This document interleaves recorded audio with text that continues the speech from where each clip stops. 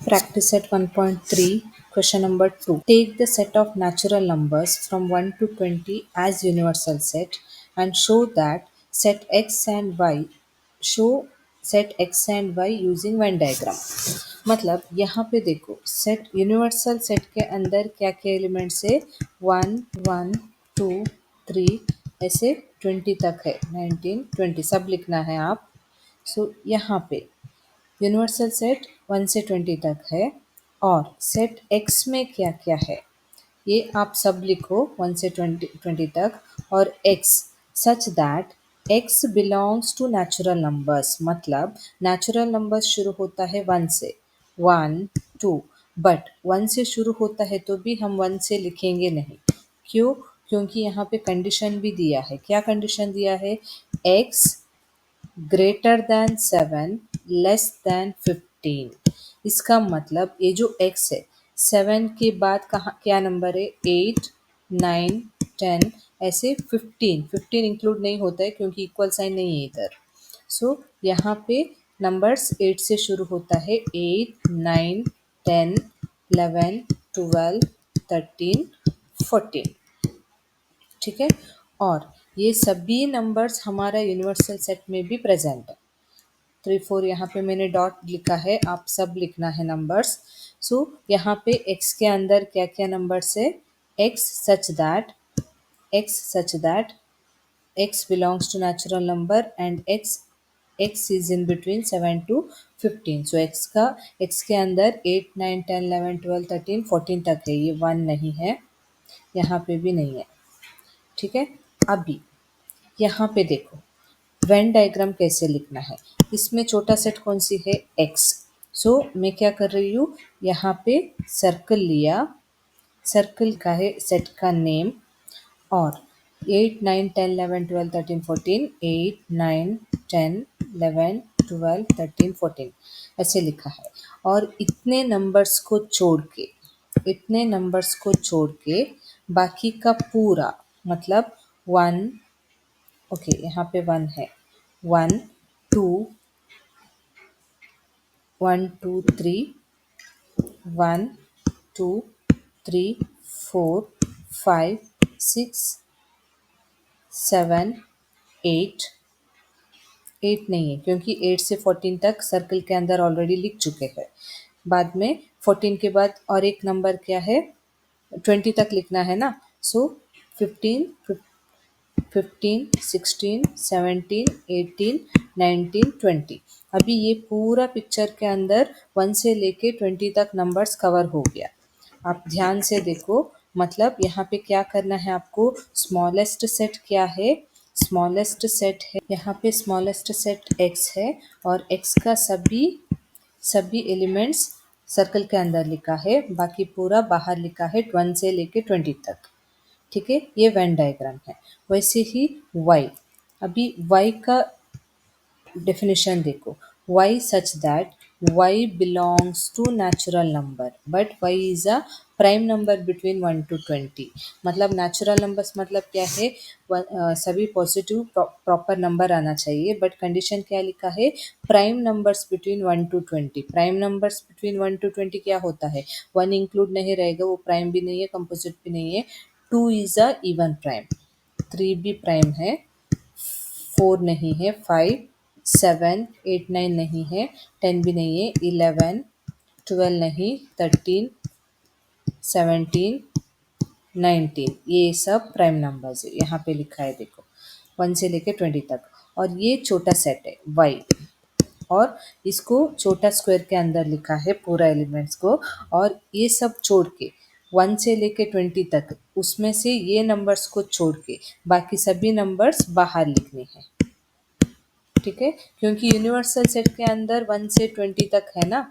1 से 20 तक नंबर्स में इतने नंबर्स को हमने छोटा स्क्वायर के अंदर लिख दिया ये पिक्चर में छोटा स्क्वायर के अंदर लिख दिया y का सब एलिमेंट्स को और जो यूनिवर्सल सेट में 1 से लेके 20 तक में से ये नंबर्स को छोड़ के बाकी का नंबर्स को यहाँ पे बाहर लिखा है सो ये पूरा मिला के यूनिवर्सल सेट हो गया। और हमेशा याद रखो, यूनिवर्सल सेट के लिए सर्कल नहीं ड्रॉ करना है। यूनिवर्सल सेट का वेन डायग्राम हमेशा ऐसे रेक्टेंगल के अंदर ही रहना है। बट जो अंदर का जो स्मॉल सेट जो रहता है वो आप कौन सी भी शेप ले सकते हैं, स्क्वायर, सर्कल ऐसे ले सकते हैं। But rectangle compulsory universal set के लिए यूज होता है और उसका नाम को यहाँ पे ही लिखेंगे, अंदर नहीं लिखेंगे। और छोटा सेट्स का नाम अंदर लिखेंगे। ठीक है, ये सब आप ध्यान से करने हैं। सो आपको क्या करना है, पहले जो स्टेटमेंट दिया है वो स्टेटमेंट के हिसाब से जो एलिमेंट्स, छोटा सेट का एलिमेंट्स को लिखने हैं और बाद में वेन डायग्राम ड्रॉ करना है। ठीक है, अभी क्वेश्चन नंबर 3 में देखो। क्वेश्चन नंबर 3 क्या है, u is equal to 1 2 3 7 8 9 10 11 12 universal set दिया है और p भी दिया है। अभी यहाँ पे देखो, मैं लिख रही हूँ, फिर से लिख रही हूँ, 1 2 3 7 8 9 10 11 12 और p क्या है, p का एलिमेंट्स 1 3 7 10। अभी यहाँ पे draw Venn diagram for U P and P dash. मतलब अभी u भी हमें पता है, p का एलिमेंट्स भी पता है। p डैश क्या है, p डैश मतलब p का एलिमेंट्स को छोड़ के जो यूनिवर्सल सेट में बाकी का एलिमेंट्स है वो यहाँ पे लिखेंगे। मतलब 1 ऑलरेडी है, 1 3 7 10 इतने एलिमेंट्स p में है। सो p डैश में क्या बचा है, 2 8 9 11 12 ऐसे लिखा है। अभी वेन डायग्राम में कैसे लिखेंगे, यूनिवर्सल सेट के लिए पहले रेक्टेंगल बनाओ, ठीक है, और बाद में उसके अंदर जो p का सेट लिखो। p का सेट का एलिमेंट्स क्या क्या है, 1 3 7 10 और बाकी का जो एलिमेंट्स बाहर 2 8 9 11 12 ये क्या है, p डैश है और यूनिवर्सल सेट यहाँ पे मेंशन करेंगे। ये फर्स्ट क्वेश्चन का आंसर है।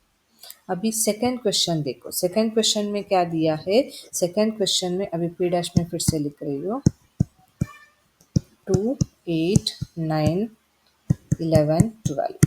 ठीक है, अभी यहाँ पे देखो, यहाँ पे second question, verify p dash of dash equal to p।